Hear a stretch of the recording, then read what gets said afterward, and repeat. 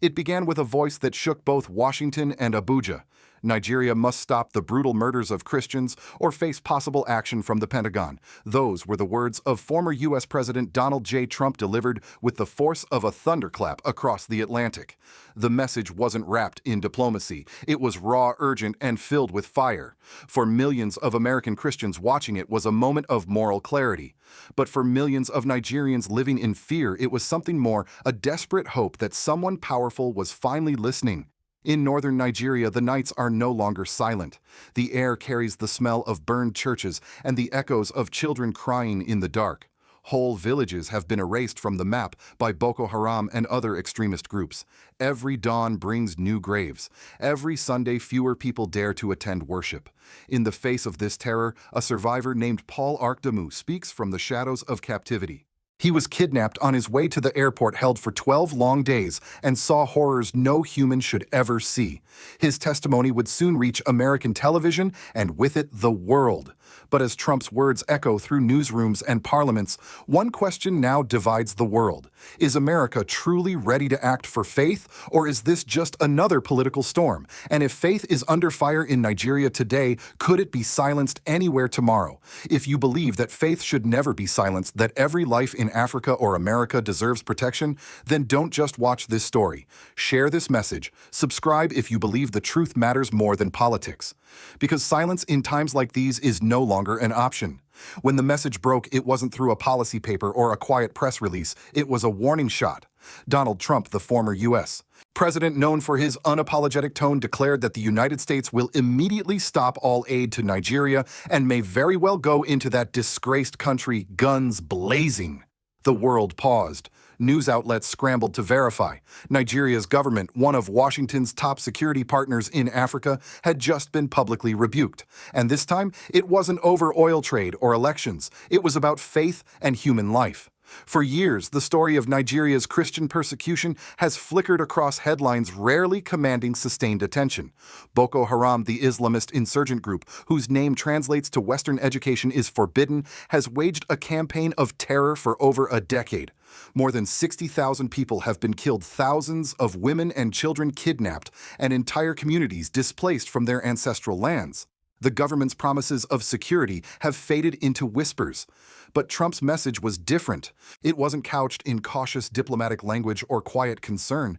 It was a threat plain and loud. To many Nigerians, it felt like the first time someone powerful in the West had called their pain by its true name, genocide. On the other side of the world, Rachel, a well-known American broadcaster, opened her show with a trembling voice. An urgent message from President Trump, she said, her tone heavy. Nigeria must stop the brutal murders of Christians or face U.S. action. Then she introduced her guest, Paul Ark Damu, a soft-spoken Nigerian Christian who had lived through the nightmare. His eyes told stories before his mouth even opened. I was kidnapped by Boko Haram on my way to the airport, he began quietly. They held me for 12 days. I saw things no one should ever see. Rachel leaned in, almost whispering, "What happened to you, Paul?" He took a deep breath, and for a moment, the studio fell into silence. Nigeria, he said, is the worst place in the world to be a Christian. Those words pierced through every living room screen in America. Paul recounted the horrors of daily massacres in Nigeria's northern regions, mothers wailing over their children's bodies, churches torched at dawn, pastors executed for refusing to deny Christ. His voice quivered, but did not break. Every day, he said, we wake up to news of killings. It's genocide. I have seen children cry for their parents, and parents cry for their children. These are not just stories. I have witnessed them. For many viewers, particularly older Americans who still believe the U.S. has a moral duty to protect the innocent, the interview felt like a spiritual call to arms. Rachel, visibly moved, nodded solemnly. And yet, she said, your faith remains. Paul smiled faintly. Christ still loves them, he whispered, even when the world forgets. While social media exploded with reactions, Nigeria's government rushed to respond. A presidential statement read, "The characterization of Nigeria as religiously intolerant does not reflect our national reality, nor does it consider the sincere efforts of this government to safeguard freedom of religion." But the denial only fueled more outrage. The American Christian community, already primed by years of missionary work and reports of persecution, saw it as another attempt to bury the truth. By midnight, hashtags like Moms Pray for Nigeria, Nah Trump for Faith, and Mao Stop the Killings were trending worldwide. Churches across Texas, Florida, and Tennessee organized prayer vigils. Pastors quoted Trump's words from their pulpits. When leaders stay silent, one pastor said God sometimes speaks through the most unexpected voices. And for one night, America and Nigeria seemed bound together not by politics, but by pain, the pain of faith under fire. In the midst of that storm, one haunting question lingered. If the killing of Christians in Nigeria can continue for years without action, what does that say about the world's conscience? As Paul Ark Damu's trembling voice echoed across American screens, a silence settled in the studio that no one could fill. The air was thick with grief. Rachel, usually composed and analytical, looked down for a moment, her voice cracking when she finally spoke again. Nigeria is the worst place in the world to be a Christian, Paul had said. Every morning we wake up to news of killings. That sentence, raw and unfiltered, became the emotional climax of the broadcast. For a brief, sacred moment, television transformed into testimony. It wasn't just journalism. It was witnessing pain in real time. Viewers watching from their homes in Ohio, Georgia, and Texas held their breath. Many whispered prayers, some cried, others posted scripture verses online. But all felt the same sting, that somewhere halfway across the world people who shared their faith were dying for it. Rachel asked softly, "How do you keep believing, Paul, when every day brings so much death?" He paused, his eyes glistening. "Because Christ still loves them," he said. "Even when the world forgets us." The control room fell silent. Rachel couldn't continue. That one line, "Christ still loves them," struck deeper than any political speech. It was a moment of faith overcoming despair, and millions watching felt it. Then came the political storm. Within hours of Trump's warning, the Nigerian presidency issued an official statement rejecting what it called an exaggerated and misleading narrative. The government accused Western media of portraying Nigeria through a religious lens to undermine national unity. But on social media, Nigerians weren't silent. Hashtags like "Yans We're Dying" and "Manan Stop the Killings" surged from the streets of Jos, Maiduguri, and Kaduna, the same regions that had endured Boko Haram's wrath for over a decade. Videos surfaced: burnt villages, empty classrooms, mothers clutching crosses in the ashes. The denials from Abuja sounded hollow against such evidence. Internationally, the shockwave grew. In Washington, senators from both parties called for urgent hearings on religious persecution in Africa. Conservative Christian groups flooded congressional offices with petitions demanding U.S. action. At the United Nations, human rights advocates began circulating a draft motion to reopen investigations into Nigeria's handling of extremist violence. European leaders stayed cautious, unwilling to publicly endorse Trump's rhetoric, but privately, intelligence analysts confirmed the situation in northern Nigeria was indeed deteriorating fast. In the Pentagon, unnamed defense officials reportedly discussed options ranging from cutting aid to deploying special advisors. For the first time in years, Nigeria's internal crisis had entered the global security conversation. But not everyone agreed. Critics accused Trump of weaponizing religion for political gain. One Washington Post editorial warned that faith-based foreign policy could reignite colonial-era tensions. Meanwhile, African commentators reminded the world that U.S. intervention has often worsened instability, not solved it. Still, among everyday Americans, especially older viewers raised in the era of moral crusades, the sentiment was clear. At least someone is finally saying it.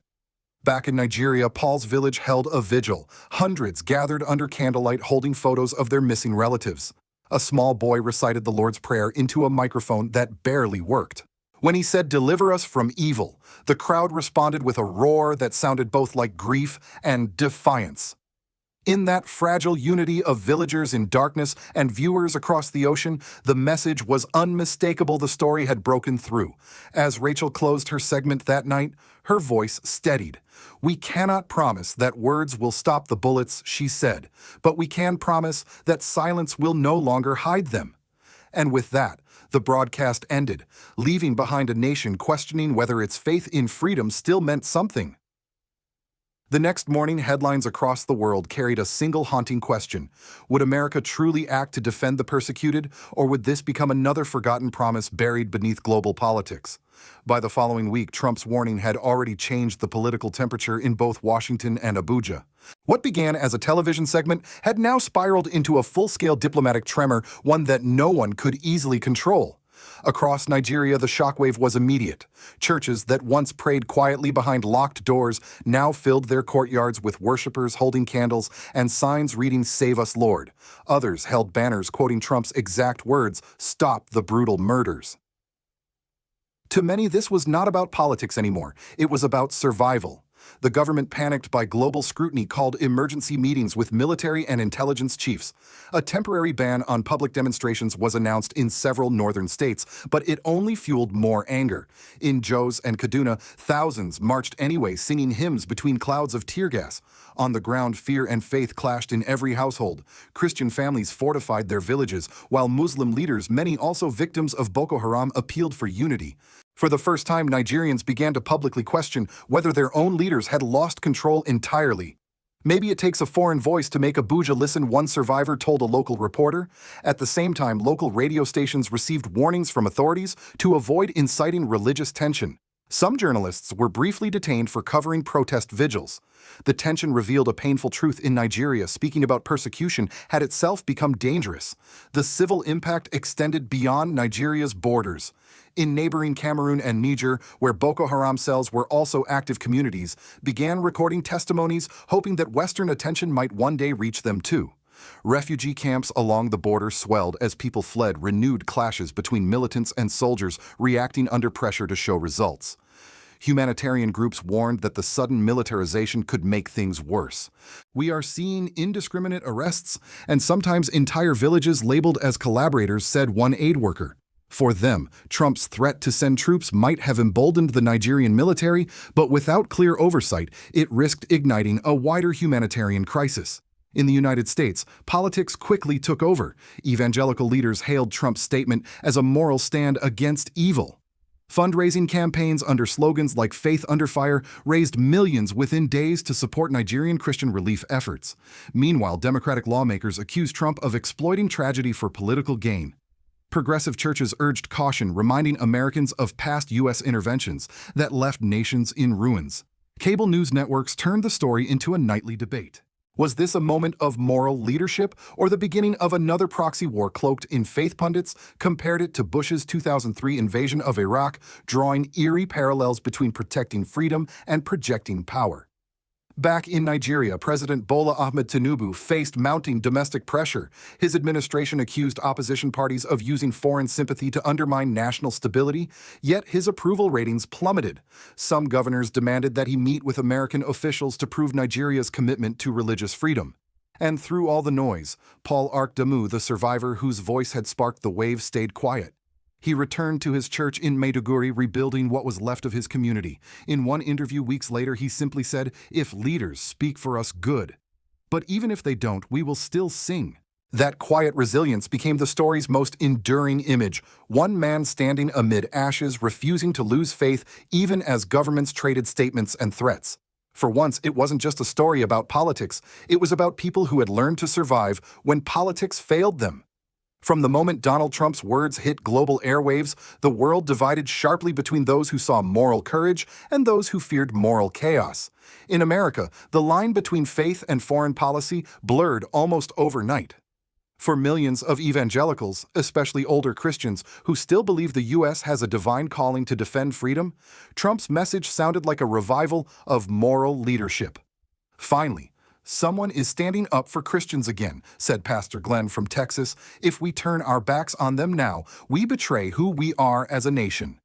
Across senior communities in Florida, churchgoers began writing to their representatives demanding action. To them, this wasn't just another African crisis. It was an attack on their shared faith, a test of whether America still had the courage to lead with conviction. But in Washington's political circles, the reaction was more complex. Pentagon officials speaking off the record warned that direct military intervention could drag the U.S. into another unpredictable conflict, one with deep ethnic, religious, and tribal roots. State Department advisors reminded everyone that Nigeria wasn't Libya or Afghanistan, it was Africa's most populous nation, a regional powerhouse whose collapse could destabilize half the continent. Behind closed doors, national security analysts quietly asked a chilling question: are we defending faith or weaponizing it? The Biden administration, caught off guard, released a carefully worded statement. The United States condemns all acts of violence and stands for religious freedom worldwide. Yet, the tone lacked Trump's fire. It sounded bureaucratic, not moral. Abroad reactions reflected a world unsure how to handle America's reawakened assertiveness. The Vatican issued a message of empathy, urging prayer and peace, not punishment. The European Union called for restraint, warning against unilateral action that could further inflame sectarian divisions. China, in a rare public comment, sided with Nigeria's government, saying religious issues must be resolved internally. Russia, sensing opportunity, offered counterterrorism cooperation, a thinly veiled attempt to expand influence in West Africa. It was as if Trump's few sentences had reignited the old Cold War competition for Africa, this time fought in the name of religion, not ideology. Yet amid the geopolitical noise, one voice stood apart, that of Burkina Faso's president, Ibrahim Traore. Speaking at a regional security summit, he declared, "Faith is sacred, but sovereignty is sacred too." Africa's freedom cannot depend on foreign crusades. Our people must be strong enough to protect both. His words rippled through African capitals, echoing a deeper truth that the continent no longer wanted to be the stage for someone else's morality play. For many African observers, Trump's warning to Nigeria symbolized both hope and humiliation. Hope that the world still noticed African suffering, and humiliation that Africa still needed foreign threats to trigger justice. In the end, what emerged was not a consensus but a mirror one, reflecting how divided the world remains between the faith that heals and the politics that destroy. As headlines faded and other crises took the spotlight, the question lingered. Was Trump's message the beginning of renewed American leadership, or just another echo of a superpower trying to find purpose in a world that has learned to live without it? Night falls again over northern Nigeria. The smell of smoke still hangs in the air. The ashes of burned churches glow faintly under a tired moon. Somewhere in the distance, a mother whispers a prayer that her children will live to see the sunrise. For those who have endured the terror of Boko Haram, nothing has changed, not yet. The world debates politicians' posture, but the killings continue in the silence between headlines. And yet, amid that silence, faith has not died. In a small church rebuilt from rubble, Paul Ark Damu now leads evening prayers. There is no microphone, no camera, no president's message, only flickering candles and the echo of a voice that refuses to disappear. Even when the world forgets, he tells his congregation Christ still loves us. That sentence, once spoken on live television, has outlasted the outrage. It has become a symbol of endurance in a world drowning in noise. But beyond the faith, there lies a warning. When a nation must rely on a foreign president's tweet to defend its people, something deeper has broken. When the cries of victims need the echo of Washington to be heard, sovereignty becomes a shadow. Trump's words may have carried fire, but they also revealed a wound, the wound of global indifference. From Sudan to Haiti, from Gaza to Maiduguri, humanity has grown accustomed to watching suffering as spectacle. And every time the world hesitates, that wound grows wider. The truth is painful. Faith alone cannot stop bullets, but neither can politics. Without faith, bring peace. For the United States, this moment is more than a question of military intervention. It is a test of conscience. Will America be remembered as a nation that spoke loudly but acted little, or one that rediscovered compassion through conviction? And for Africa, this moment demands something equally hard: the courage to protect its people without waiting for permission from abroad. As Burkina Faso's Ibrahim Traore once said, "Freedom is not granted, it is guarded, and no one guards your house better than you." So tonight, as you watch this story and feel the weight of those distant cries, ask yourself, would you still believe if it were your church, your family, your faith under fire? If your answer is yes, then don't let this story end here. Share this video. Let the world remember what silence costs. Subscribe if you believe that the truth is more important than the headlines. Because somewhere in the dark, a candle still burns, and it waits for us to keep it alive.